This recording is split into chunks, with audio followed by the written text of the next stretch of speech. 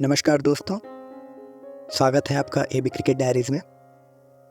तो अगर मैं आपसे पूछूं कि कौन सा विकेट कीपर बल्लेबाज आपके जहन में आता है जब हम बात करते हैं आकर्षक और आक्रामक शॉट्स की, और साथ में वो सलामी बल्लेबाज भी हो, वो भी टेस्ट क्रिकेट में। और ये हम बात कर रहे हैं आज से तकरीबन 60-65 साल पहले की। तो ये सारी खूबियाँ बुधी कुंद्रन में थी जो इतिहास के पन्नों में कहीं खो से गए हैं, और आज के वीडियो में हम उनके बारे में ही बात करेंगे। तो बुधी कुंद्रन एक विकेट कीपर थे, लेकिन उन्होंने एक ही टेस्ट मैच में ओपनिंग बॉलिंग और ओपनिंग बैटिंग दोनों किए हुए हैं भारतीय टीम के लिए। और मज़ेदार बात यह है कि उन्होंने अपना पहला टेस्ट मैच खेल लिया था बिना एक भी रणजी ट्रॉफी मैच खेले हुए। और जब उन्होंने रणजी ट्रॉफी में अपना डेब्यू किया तो पहले मैच में उन्होंने दोबारा शतक ठोक दिया था।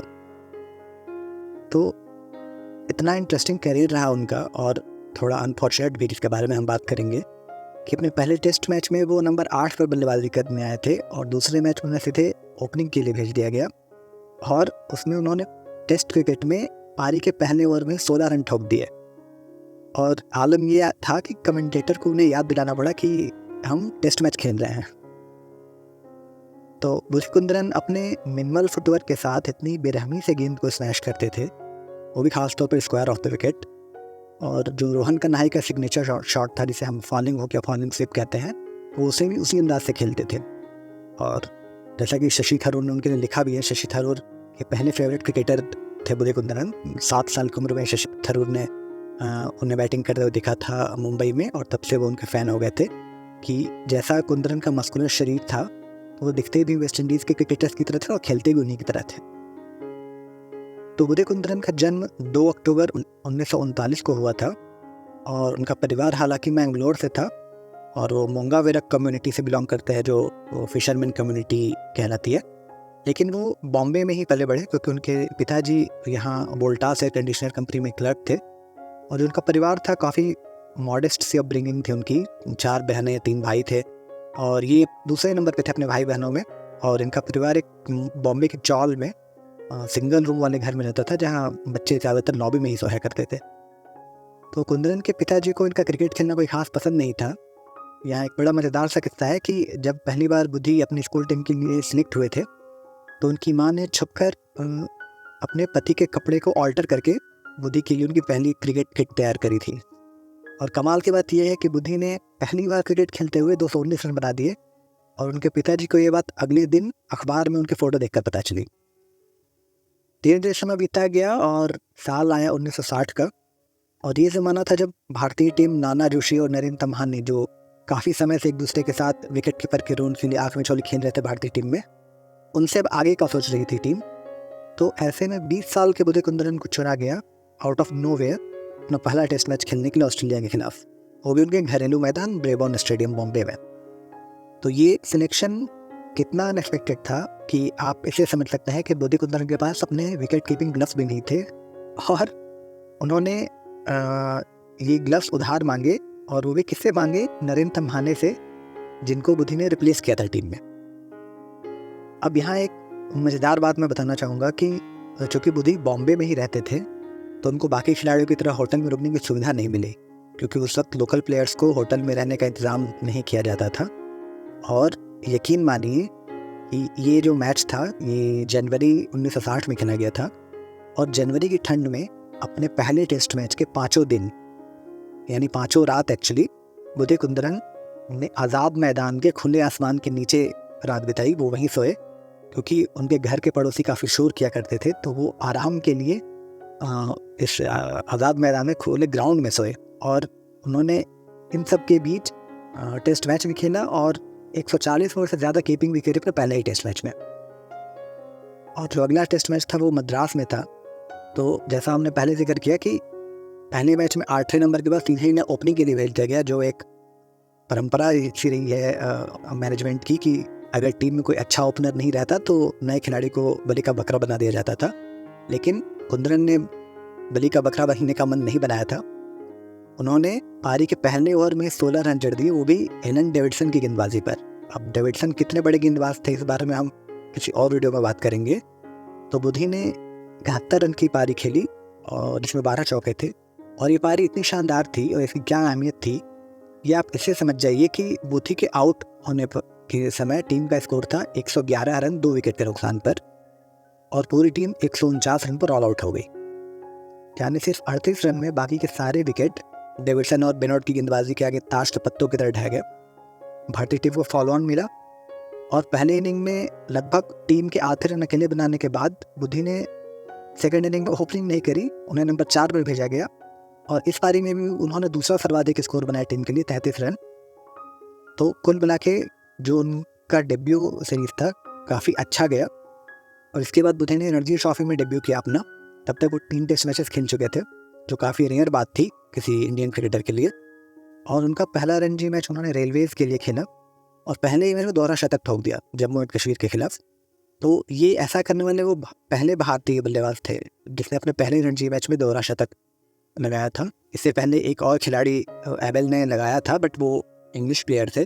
तो पहले भारतीय थे बुधी कुंद्रन जिन्होंने पहले ही रणजी मैच में दोहरा शतक लगा दिया।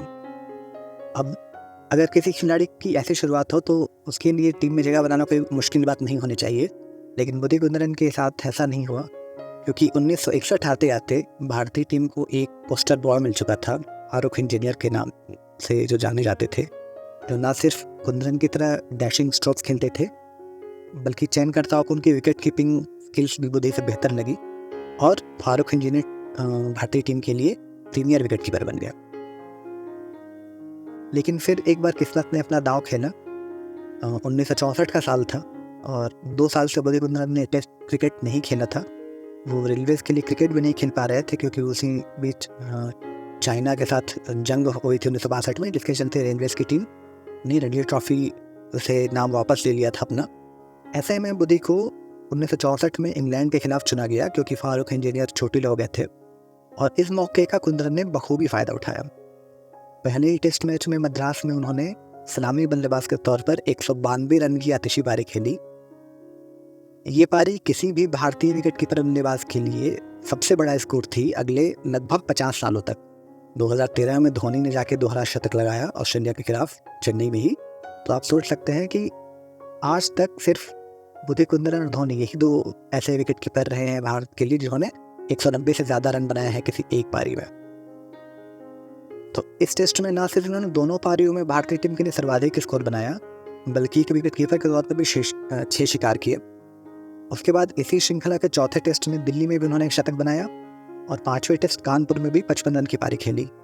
तो इस पूरी श्रृंखला में 5 टेस्ट मैच की श्रृंखला में बुधी कुंद्रन ने 525 रन बनाए और टेस्ट क्रिकेट के इतिहास में पहली बार ऐसा हुआ कि किसी विकेट कीपर बल्लेबाज ने 500 से ज़्यादा रन बनाए हुए एक श्रृंखला में। अब आप यहाँ से वीडियो को पॉज करके और सोचने की कोशिश करिए कि आप ऐसे कितने विकेट कीपर्स को जानते हैं जिन्होंने किसी टेस्ट श्रृंखला में 500 से ज़्यादा रन बनाए हैं।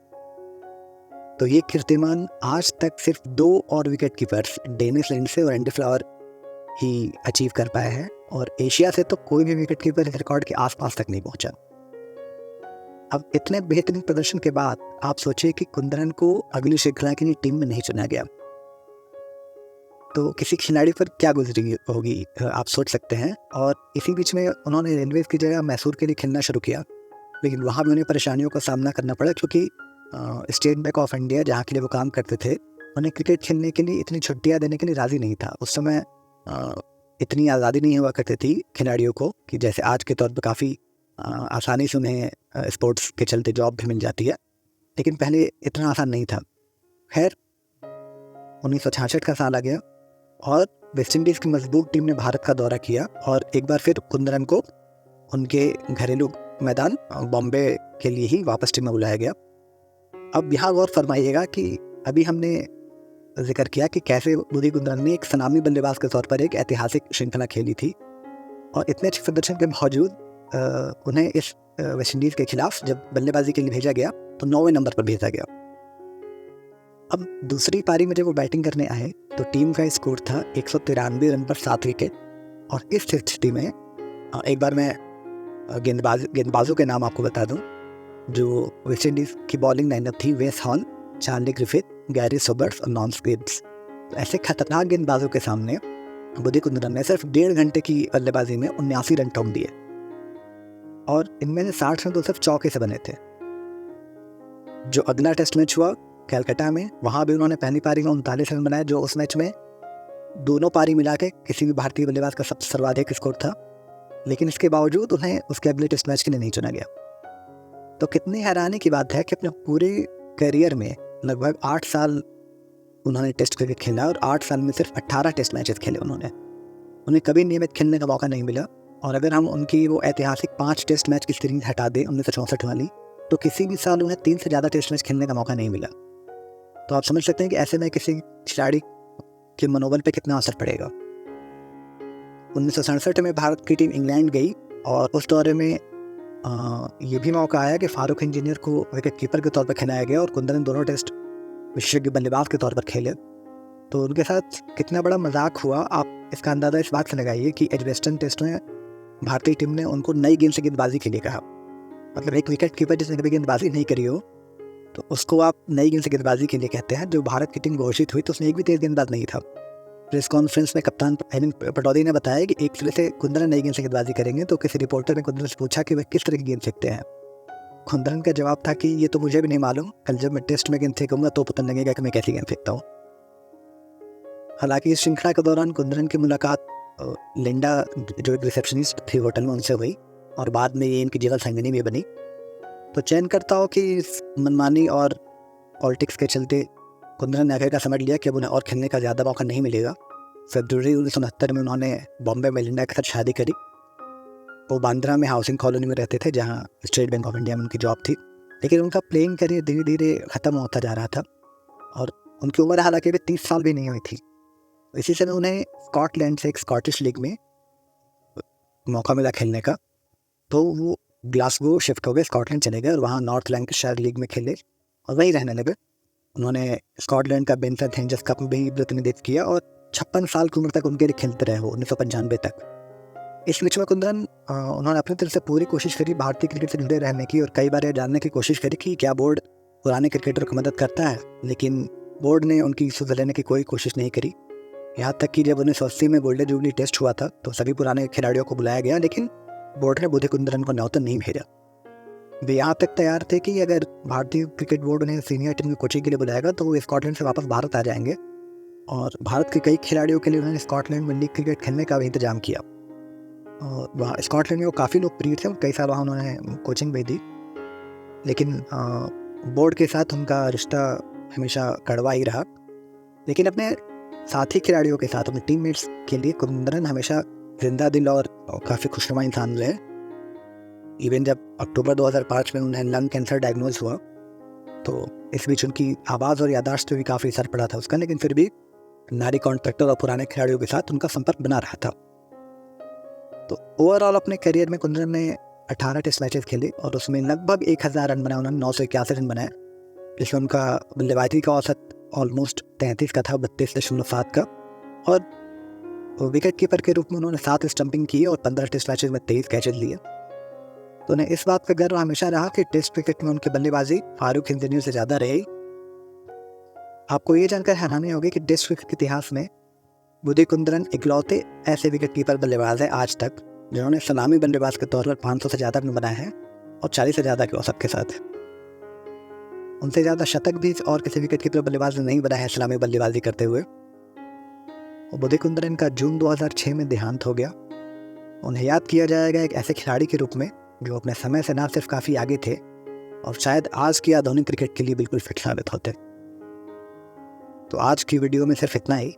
कमेंट्स में अपना फीडबैक ज़रूर दीजिए कि आपको ये वीडियो कैसा लगा। मिलते हैं अगली वीडियो में आपके साथ। तक के लिए स्वस्थ रहिए, व्यस्त रहिए, मस्त रहिए। शुक्रिया।